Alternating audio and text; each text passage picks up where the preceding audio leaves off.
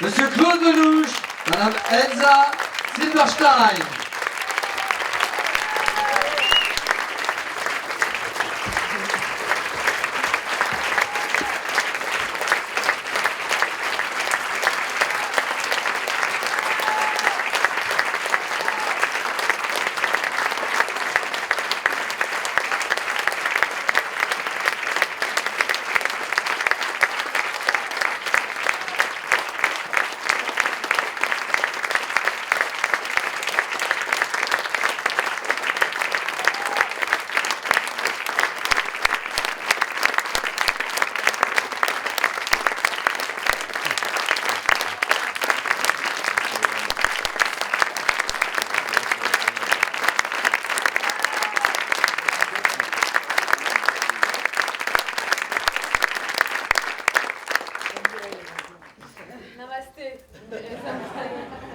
Ce soir, le studio 28 s'appelle la salle Claude Lelouch.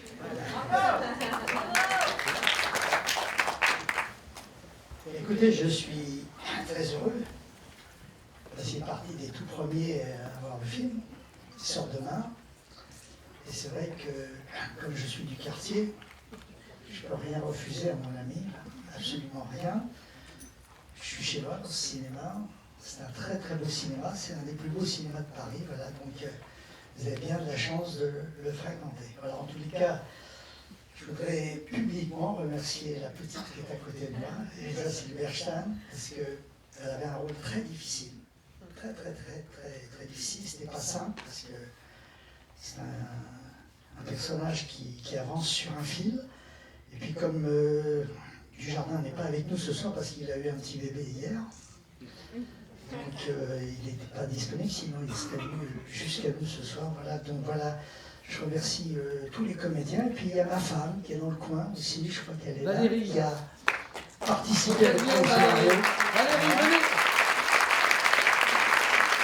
Et qui vient d'écrire un bouquin fantastique qui s'appelle Les Oubliés du Dimanche. Voilà, si vous voulez faire des cadeaux pour Noël, vous avez déjà. Écoutez, voilà, je suis très très heureux. C'était mon 45e film. Il y a juste 50 ans, à cette époque-là, je commençais le tournage d'Un homme et une femme. Voilà, donc j'avais très très envie de revisiter une histoire d'amour, 50 ans après, pour faire le point, pour savoir si j'avais appris 2-3 trucs en 50 ans. Et voilà, donc ce film, je l'ai fait pour le public, parce que je pense que jamais on a eu autant besoin d'amour. Voilà, et quand on a fait le film, le premier jour de tournage, il y avait les événements de Charlie à Paris. On était en Inde, et c'est drôle, on a fini la tournée province le vendredi 13. Voilà, donc c'est très curieux, ce film a été entre ces deux grands événements, et voilà, alors on est très très contents. Je vais laisser la parole à Elsa, pour qu'elle vous dise, parce que c'est elle qui est à l'origine, puisqu'elle va nous raconter ce qui s'est passé, comment c'est parti. Bonsoir, merci pour l'accueil. Ce film est parti d'un désir fort pour un metteur en scène, This Master. Et c'est fort quand on a envie d'un metteur en scène comme ça. Depuis que j'avais 18 ans, je voulais rencontrer Claude Lelouch. C'est vrai. Et je me suis retrouvée dans un avion avec Jean Dujardin, il y a 2 ans, pour aller à Los Angeles. Et c'est long, Los Angeles, c'est loin. Donc on a eu le temps de parler, de rêver de nos envies de cinéma. Et très vite, on a parlé de Claude Lelouch. On s'est dit avec Jean, ce serait fantastique déjà de faire un film ensemble. Et très vite, on s'est dit, oui, un film d'amour avec Claude Lelouch. On s'est complètement emballé. On a parlé de tous les films de Claude qu'on aimait. Et Jean a mis la musique entre nous deux d'un homme qui me plaît. Un film qu'on aime tant avec Belmondo et Annie Girardot. Et j'ai dit à Jean, mais c'est ça qu'il faut faire un film d'amour à 2 personnages, comme ça, une parenthèse amoureuse, loin. On va appeler Claude Lelouch quand on atterrit. Il m'a dit, ok. Donc j'ai appelé Claude, j'ai dit, voilà, je suis à Los Angeles avec Jean. T'as Elsa et Jean, où tu veux, quand tu veux. 15 jours après, on était dans le bureau de Claude qui commençait le début de l'histoire, qui nous a dit, voilà, alors j'ai une idée. Voilà, et on s'est vu avec Valérie Perrin et Claude pendant 1 an. Et ils ont écrit l'histoire, voilà. Donc c'est magique. Ça commence comme un film de Claude Lelouch, notre rencontre avec Jean dans un avion.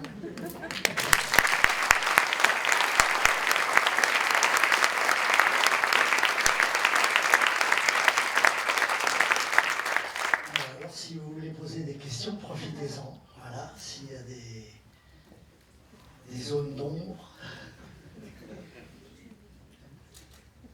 Ah, Voilà. Je vous écoute. Quelle est la vitesse de l'obscurité? Alors attendez, il faudrait... Quelle est la vitesse, quoi? Quelle est la vitesse de l'obscurité? Et à quel moment le boomerang fait demi-tour et pourquoi? Non, c'est Et vrai, vous c'est- laissez Rodolphe se poser avant l'invention du PDD. Vas-y Claude, t'es obligé de répondre. Non, non, c'est très important les questions qu'on se pose jamais. Il y en a des milliers comme ça, et là on a été obligé de faire une sélection, parce qu'on en avait encore plein d'autres comme ça. Mais non, c'est vrai que quand on a la chance de raconter une histoire d'amour, en fait on parle de tout. Dans une histoire d'amour, on parle de tout, on mélange tous les genres. Et on avait très très envie, j'avais très très envie avec ce film de faire un film sur la vie. Sur la vie, parce que c'est vrai que ce qui donne un sens à la vie, c'est quand on est amoureux. Voilà, de quelque chose ou de quelqu'un. Tout le mal qu'on se donne dans la vie, c'est pour un moment donné rencontrer quelqu'un qu'on est capable d'aimer plus que soi-même. Voilà, c'était ça le vrai sujet du film. Je voulais surtout montrer comment un mec qui est un peu le dernier macho, égoïste, qui pense qu'à sa gueule, qui pense qu'à lui. Et c'est vrai que quand on est amoureux, d'un seul coup, on se met à aimer quelqu'un d'autre plus que soi-même. Voilà. Puis je voulais surtout montrer que l'amour n'est pas une protection. C'est une drogue forte, dure, qui fait qu'on n'est jamais protégé. Et même quand on est amoureuse d'un ambassadeur et d'une très jolie pianiste, le danger est permanent. Voilà, c'est ce qui fait la force de l'amour. Et c'était donc autour de ça qu'on a construit le film. Et puis surtout, il y a une grande vedette dans le film qui est l'Inde, voilà, qui est un pays fantastique. Est-ce que certains d'entre vous connaissent bien ce pays? Il y a des gens qui connaissent l'Inde? Ben, il faut y aller tout de suite. Il faut y aller tout de suite parce que c'est un pays qui remet les choses en place. Si un extraterrestre devait se poser sur la Terre, je l'invite à se poser en Inde. Car dans ce pays, il y a absolument tout. Il y a tous les paradoxes, toutes les contradictions de notre époque sont là-bas. Et c'est vrai qu'en Inde, le fossé entre les pauvres et les riches, c'est pas un fossé, c'est un océan. C'est un océan. Et en même temps, il y a, après le premier choc, on est étonné de voir comment les gens acceptent leur destin et leur vie, parce qu'ils sont absolument convaincus que chaque vie prépare celle d'après, que chaque seconde est le brouillon de la prochaine. Donc ils attendent, et il y a une phrase de Mandela qui dit dans la vie, je gagne ou j'apprends. Et c'est un peu la philosophie indienne. C'est un peuple absolument incroyable, d'une gentillesse, parce que justement, ils savent qu'un jour, ils auront droit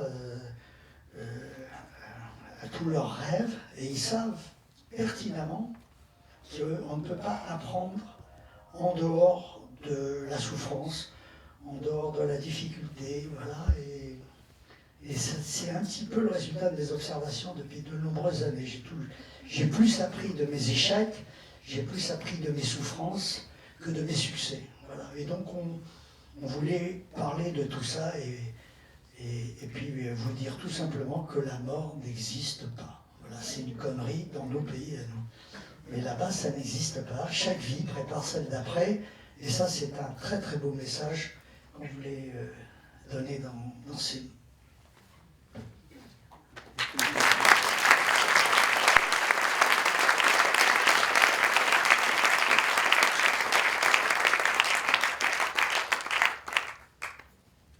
une question. Vous pourriez partager avec nous une anecdote de tournage? Alors, quand je me suis baignée dans le Gange, Jean Dujardin, mon partenaire chéri, voulait me protéger, il m'a dit écoute, vraiment, il faudrait quand même acheter une combinaison de plongée parce que tu vas quand même te baigner dans le Gange. J'étais bien plus inquiet pour moi que moi-même. Donc il m'inquiète tellement, je dis oui, non, c'est vrai, peut-être t'as raison. Donc on va acheter une combinaison de plongée à Bénarès. Vous voyez, c'est pas évident de trouver une combinaison de plongée à Bénarès, mais on y va. Donc j'enfile la combinaison pendant une demi-heure comme un truc de ski où on a du mal à enfiler. Et j'arrive devant Claude comme ça. J'avais triplé de volume. Je lui dis, je suis bien comme ça, non? Il dit non, ma chérie. Les acquis sont des bons soldats. Mais ceux qui me disent, mais jette-toi du 5e étage, va dans le Gange, fais ci, fais ça, on fait. Oh oui, d'accord, je le fais. Donc il me dit, mais il t'arrivera rien, je te promets, ça va même te porter chance. J'ai dit, ah ok, d'accord. Donc j'ai enlevé la combinaison et je suis allée dans le Gange.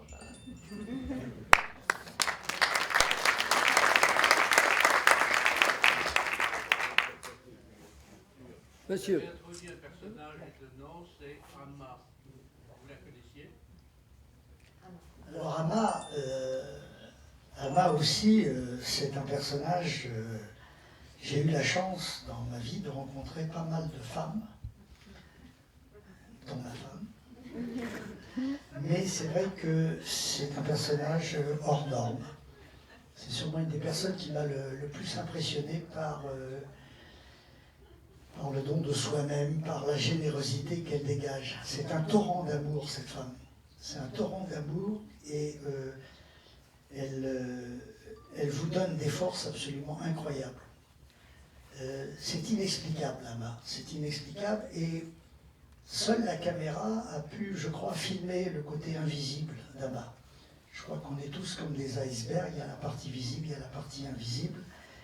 Et Amma est un personnage, c'est une divinité absolument. Je pense que c'est la première fois que j'ai approché le divin, que j'ai approché quelqu'un qui ressemble à un être humain, mais qui a une telle générosité, elle est tellement dans le regard sur les autres. La seule chose qui l'intéresse, c'est soulager et donner des forces à la terre entière. Voilà. Alors ce qui est merveilleux là-bas, c'est qu'on voit des tas de gens, des milliers de gens qui viennent vers elle avec leurs valises, leurs problèmes, leurs maladies.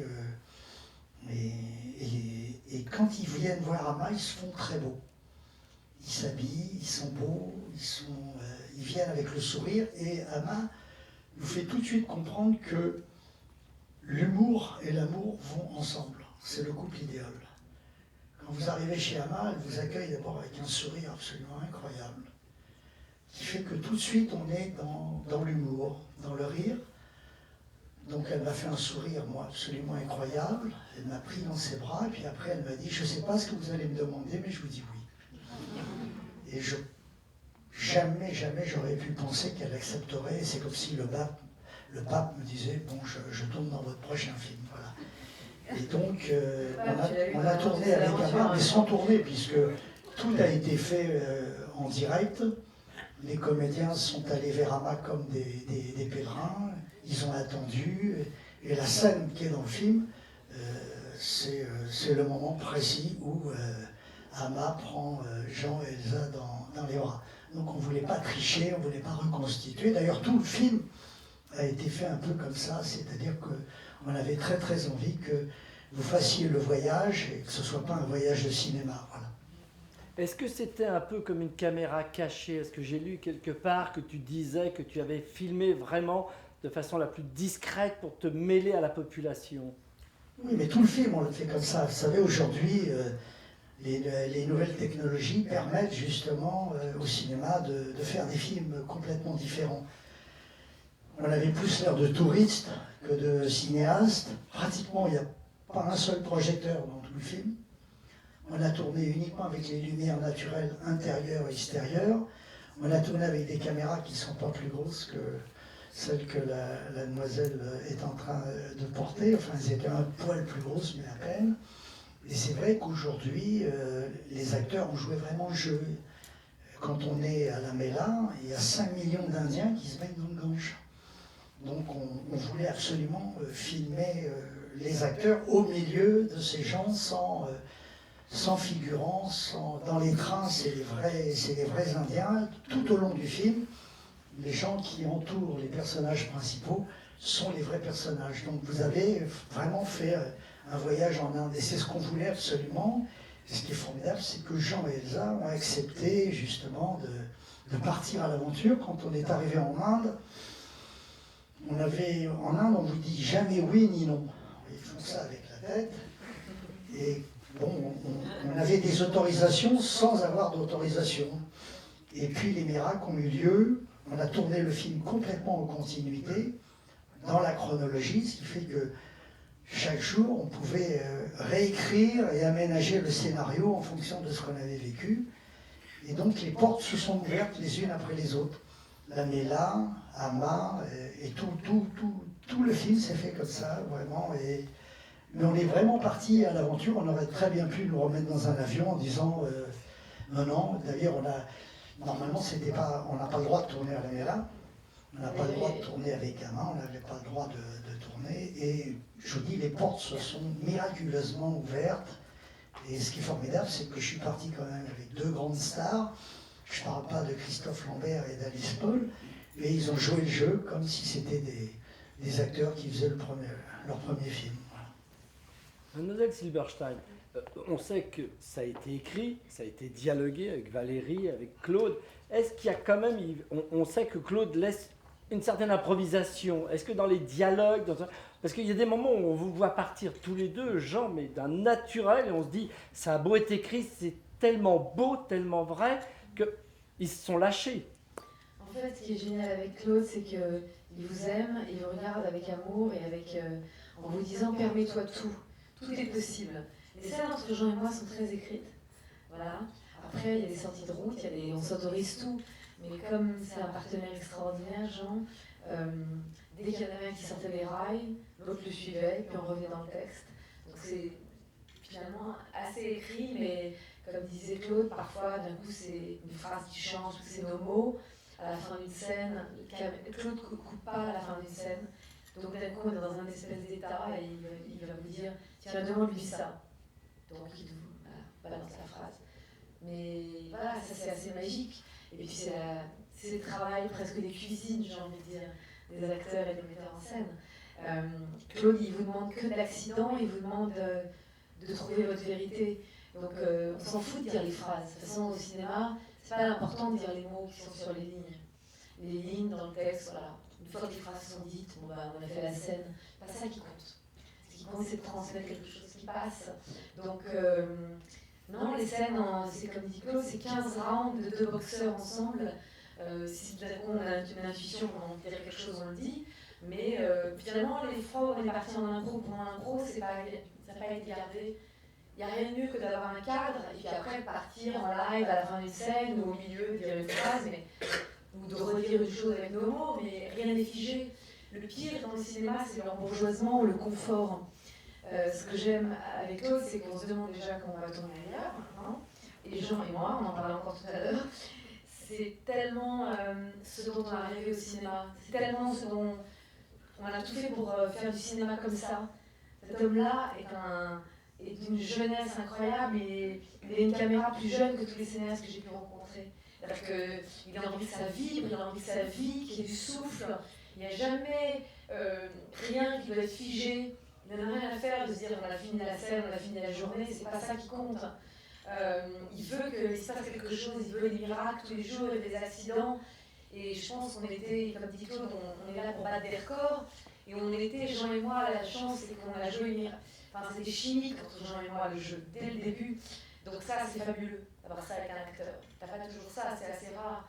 Et Claude est là pour vous filmer, vous donner des ailes. Après, si c'est coupé, peu importe, en tout cas, on osait tout. On osait à la fin d'une scène essayer une phrase, Claude nous soufflait une phrase, voilà, tout est ouvert tout le temps. Donc voilà, c'est un travail extraordinaire, très très rare, qu'on a avec peu de metteurs en scène, je dirais jamais. Moi j'ai eu ça une fois avec Maurice Piala, une fois avec Claude Lelouch, donc voilà, ça ne m'est pas beaucoup arrivé. Est-ce que vous vous rendez compte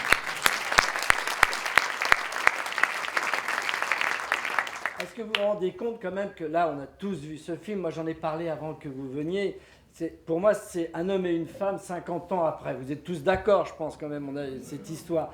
Est-ce que vous vous rendez compte que vous prenez presque la place mythique d'Anouk Aimée et de Jean-Louis Trintignant, tous les deux? Mais j'adore l'idée. Non, vous savez, personne ne remplace personne. Anouk est un modèle, une inspiration. Elle m'a d'ailleurs appelé, c'était adorable.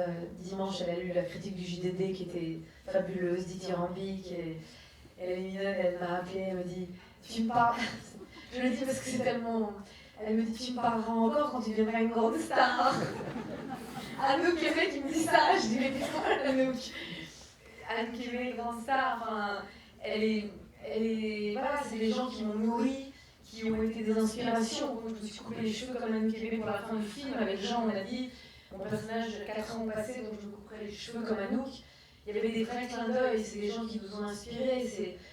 Moi, le cinéma de Claude Lelouch, voilà, j'ai rêvé avec ce cinéma. J'ai eu envie de devenir actrice à cause des films de Claude Lelouch.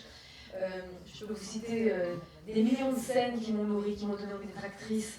De Edith à Marcel, à Les uns et les autres, au Voyou, à Tout ça pour ça, à Vivre pour vivre, à Partir revenir, enfin, de repenser aux scènes de Lino Ventura, de Fabian, de Annie Girardot, de Belmondo. Et Jean, pareil que moi, je parle vraiment au nom de Jean, parce qu'on est connectés à ce niveau-là. Une anecdote aussi, parce que le soir, dans les hôtels, avec Jean, on se repassait les DVD des films de Claude. Tiens, passe-moi Vivre pour vivre. Tiens, je vais regarder des Marcel. Tiens, je te refile les uns et les autres. Tiens, regarde la scène avec Annie. On n'arrêtait pas tous les jours de se regarder des bouts de scène pour se redonner. Tiens, ça, il aime bien ça. Et on disait, on en veut encore, on veut encore des scènes de resto. Mais nous encore une scène de petit-déj. Mais nous encore un face-à-face. On n'était jamais assez gavés, quoi, on était tellement plein des films de Claude que voilà, c'était pour nous important, essentiel de travailler avec ce metteur en scène.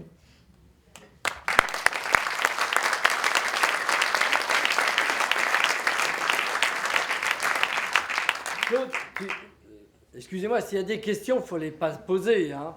Je ne vais pas monopoliser la parole. Mais Claude, Elsa vient de nous dire que tu laissais filmer, que c'était écrit, qu'on sortait des rails mais on revenait dedans automatiquement. Est-ce que tu fais plusieurs prises à chaque fois ou est-ce que c'est la première? Est-ce que tu es quelqu'un, un metteur en scène qui est perfectionniste à point de faire 10, 15 prises ou tu t'arrêtes à la deuxième ou la troisième? Il n'y a pas de règle. Il n'y a pas de règle.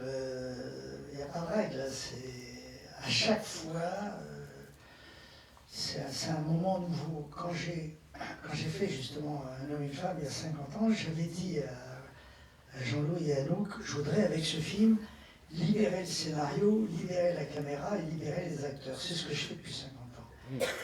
Ce que je demande à mes acteurs, c'est un paradoxe, c'est de ne pas jouer. C'est de redevenir très vite des êtres humains. Et les êtres humains, quand ils parlent dans la vie, ils ne parlent pas comme un auteur. Ils ne parlent pas avec un texte brillant. On fait des marches avant, on fait des marches arrière, on dit des choses intelligentes, on dit des conneries. C'est ça que j'aime.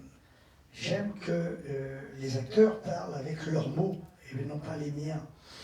J'aime qu'ils parlent avec leur spontanéité, j'aime qu'ils parlent avec leurs cicatrices, leurs souffrances, leur vécu. Quand les acteurs arrivent sur mon plateau, j'ai envie qu'ils m'apportent aussi toute leur expérience. Je ne veux pas qu'ils se limitent simplement au scénario.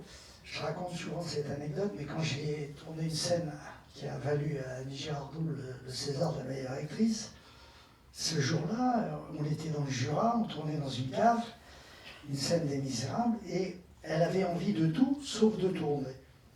Ce jour-là, c'était un jour noir pour elle. Sa mère était malade à Paris, son mec l'a trompée, elle avait un découvert à la banque, et elle me dit « Qu'est-ce que je fous dans le Jura ?» Elle me dit « Claude, sois gentil, laisse-moi rentrer à Paris, je reviens demain matin, j'ai vraiment pas le cœur à tourner aujourd'hui. » Et je lui dis « Écoute Annie, tu fais une prise, et puis je te mets dans une voiture et tu pars. » Et ce jour-là, elle a fait peut-être la plus belle scène de toute sa vie, parce qu'elle était pressée de rentrer à Paris. Tout simplement parce qu'elle avait des ennuis, parce que tout allait mal dans sa vie, voilà. Et donc, quand on a tourné cette scène, elle a fait une prise, une seule, et elle a été magique. C'est la fameuse scène qui lui a permis justement d'avoir le César.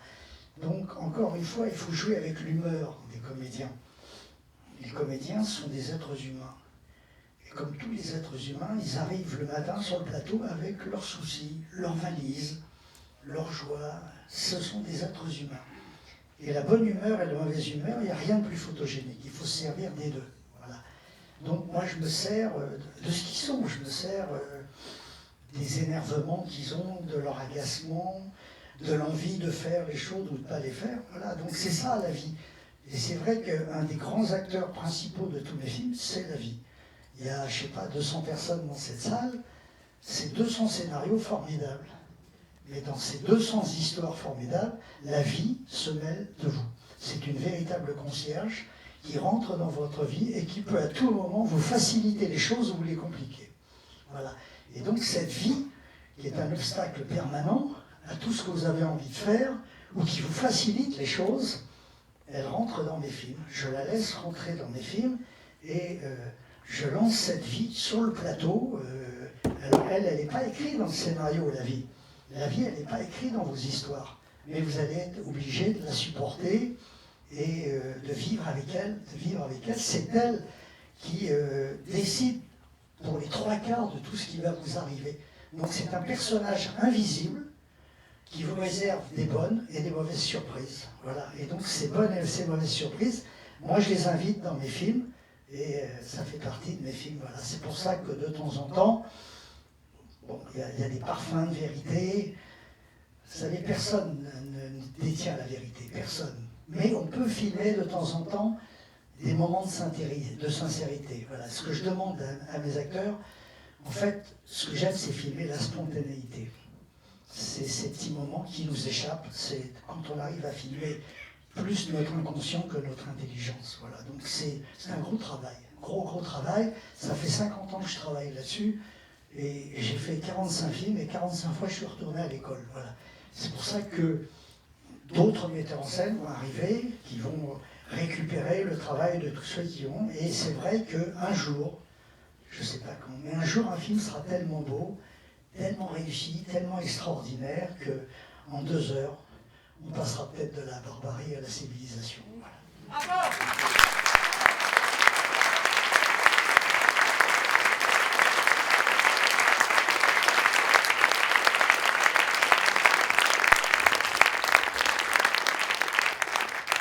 Une dernière question. Justement, enfin, juste précisément, parce que je pense qu'on aura du mal à le savoir ailleurs qu'ici, la scène du fou rire, lorsque l'ambassadeur fait son petit discours, est-ce que justement c'est une scène qui était un peu due au hasard, entre guillemets? Non, parce qu'en fait, elle était écrite, la scène.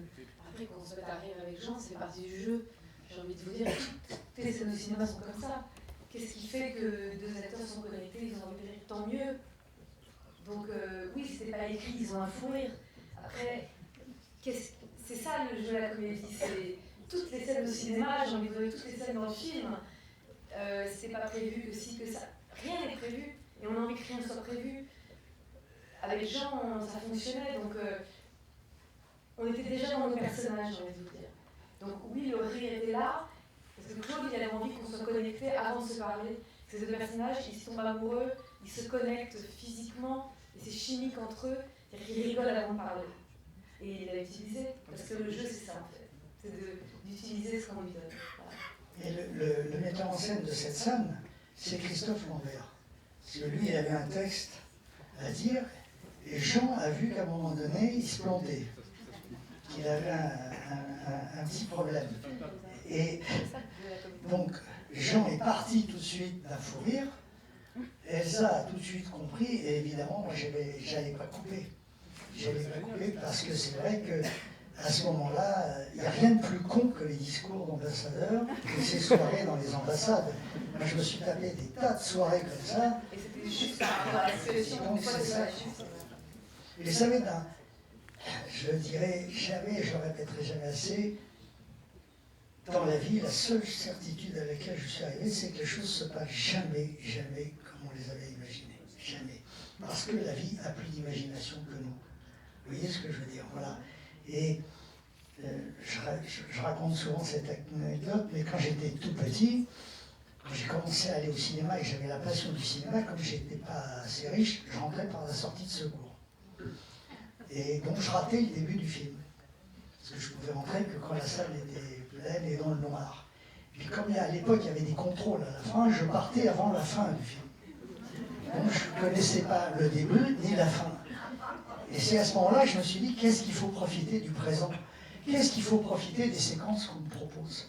Ben, la vie, c'est comme ça. Vous êtes arrivé dans un film qui avait commencé il y a très longtemps, vous serez obligé de partir avant la fin.